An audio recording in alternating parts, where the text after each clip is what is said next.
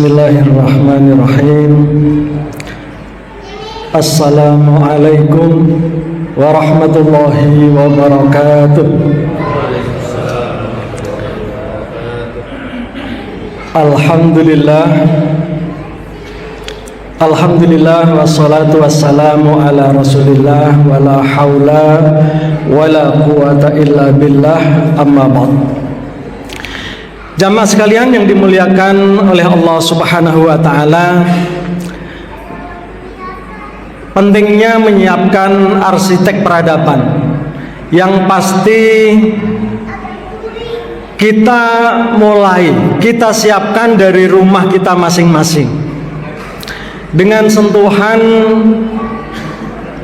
cinta dan kasih sayang, sentuhan tangan lembut kita sebagai orang tuanya, apakah sebagai ayah ataukah sebagai ibu.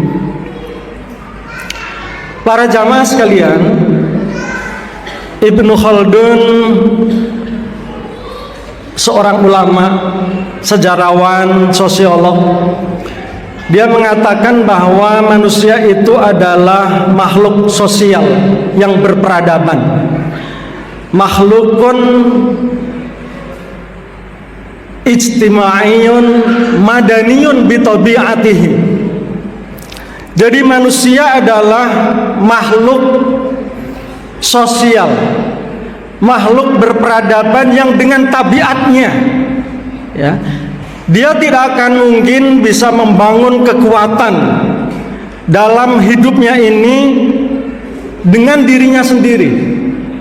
Pasti membutuhkan kolaborasi, membutuhkan kekuatan orang-orang yang ada di sekitarnya. Hubungan sosial manusia yang baik dalam teori Ibnu Khaldun itu merupakan cita-cita luhur dari penciptaan manusia itu sendiri. Manusia itu ada karena dia mampu bersosial. Jangan heran kalau tetangga kita anggap tidak ada, atau diri kita sendiri seringkali dianggap oleh tetangga kita tidak ada, karena kita tidak bersosial, mengurung diri di rumah. Keberadaan kita tidak dirasakan oleh orang lain, keberadaan kita tidak bermakna, keberadaan kita seolah-olah tidak ada. Dan itu banyak sekali terjadi dengan orang-orang yang ada di sekeliling kita. Jamaah sekalian, Ramadan diciptakan oleh Allah sebagai momentum spesial untuk menciptakan, untuk membangun arsitek-arsitek peradaban yang sejati, yang luhur dan yang mulia. Dan mereka itulah yang namanya orang-orang yang bertakwa. Ayat yang paling populer dan sering kita dengar di bulan suci Ramadan dari mimbar-mimbar khutbah, mimbar-mimbar kultum, adalah surat Al-Baqarah ayat 183. Wahai orang-orang yang beriman, telah diwajibkan kepada kalian untuk berpuasa sebagaimana diwajibkan kepada umat sebelum kalian, la'allakum tattaqun, supaya kita semuanya menjadi orang-orang yang bertakwa. Lalu kemudian Allah Subhanahu wa taala dalam ayat yang lain, tepatnya di dalam Al-Quran surat Ali Imran ayat 133 dan 134, menjelaskan kepada kita tentang bagaimana sifat dan karakter orang-orang yang bertakwa, yaitu orang-orang yang kontributif dalam kehidupan sosialnya. Keberadaannya selalu hadir, kehadirannya selalu ada dengan apa yang dia bisa berikan. Tidak ada alasan untuk tidak mampu memberikan di tengah-tengah kehidupannya ini. Allah Subhanahu wa taala berfirman menjelaskan kepada kita semuanya karakter yang harus kita raih dengan madrasah Ramadan ini. Alladzina yunfikuna fis sarra'i wad dharra wal kadhiminal ghaidha wal 'afina 'anil nas wallahu yuhibbul muhsinin. Karakter orang yang bertakwa yang diharapkan lahir dari madrasah Ramadan ini, yang pertama adalah mereka yang senantiasa menafkahkan hartanya baik di saat dia lapang maupun di saat dia sempit. Itu kalau dia punya harta. Kalau tidak punya harta, datang ke masjid ikut menyiapkan baksos, datang ke masjid ikut menyiapkan takjil, datang ke masjid ikut merapikan dan membersihkan masjid, memberikan apa yang dia punya dari waktunya, dari perhatiannya, bahkan dari doa yang tulus yang bisa dia berikan untuk kemaslahatan umat. Nggak ada alasan orang beriman itu tidak bisa berkontribusi dalam kehidupannya. Karena itu para jamaah sekalian, marilah kita memberikan apa yang bisa kita berikan di tengah-tengah kehidupan kita.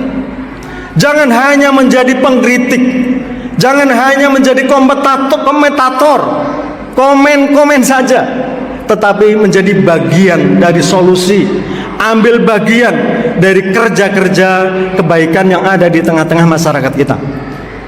Ma'asyiral muslimin rahimakumullah. Lalu karakter orang yang beriman, orang yang bertakwa yang kedua adalah wal kadhiminal ghaidha. Orang-orang yang bisa menahan amarahnya.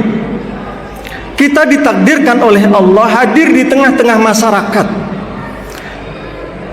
yang isi kepala mereka pasti bermacam-macam.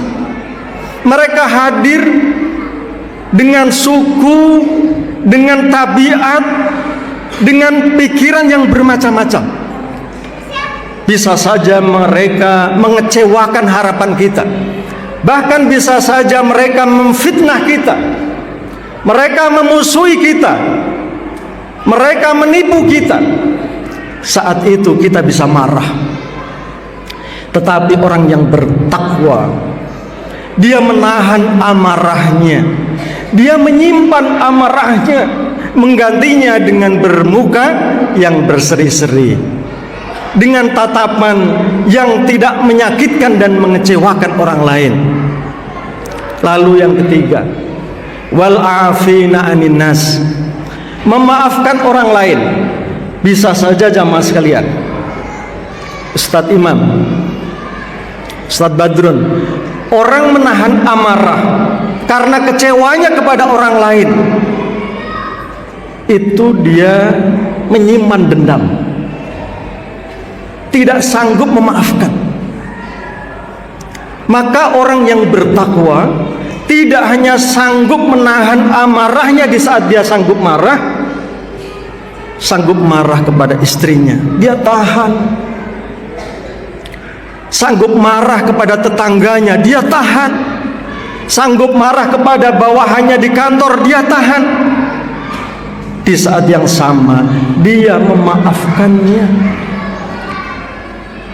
dia berlapang dada, ikhlas, ya, dia tidak menyimpan dendam kepada orang yang mengecewakan, yang menyakiti, atau bahkan yang memfitnahnya.